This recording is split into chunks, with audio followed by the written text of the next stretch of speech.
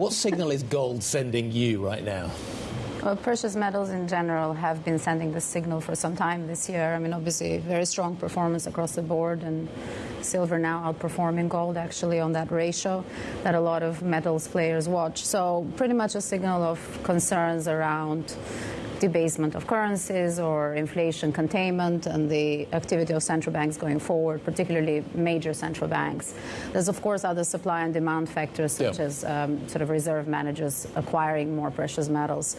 All of these are in play, but really, if you're a Martian and came to Earth today and saw what's been happening to precious metals, what's happening to the long end of the bond curve, it's really telling you that a first trade a Martian might make if he arrived here on Earth would be to go, gold's looking good, sell long bonds, sell duration. Is that the trade the Martian would make? If this Martian was a momentum player, yes, and I should be sort of screaming here. Really getting into the weeds here. Exactly. But as a contrarian player, I should be thinking about taking the other side. But actually, there are points where you're at such an important macro cross juncture, and we are exactly at one of those. And I think you can kind of see the writing on the wall. It's difficult to sort of time exactly when it plays out in in tandem.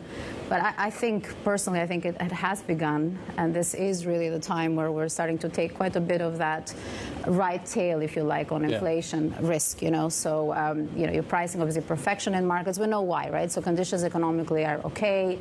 Fed's about to cut more. Things are good, right? We have some more fiscal juice. The big beautiful bill in the U.S. So what's the problem, right? More to come out of Germany. So that's why stocks love it. But on the other hand, if you look at the bond market, it's not sort of like super concerning yet, because we're not out of these ranges, certainly not in US 10s.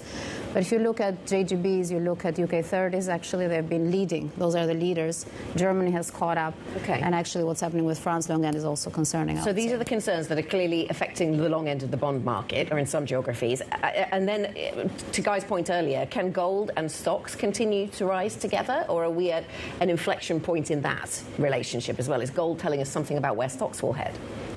Yeah, I mean, I think bonds probably are the trigger to watch. I see the trend, certainly I see the trend in gold and precious as more structural in nature, and this reserve accumulation matters, and I do think we are in a, if the long end game is a financial repression game, which probably seems the more likely outcome with regards to the debt load we have and the interest rates we're paying, then certainly the gold trend can continue over the long run. So let's park that aside. Now, the relationship of bonds and stocks, obviously we know that correlations there have been positive since 2021, right? Since the break, when we shifted to this new regime, we would argue, the slightly higher inflation regime.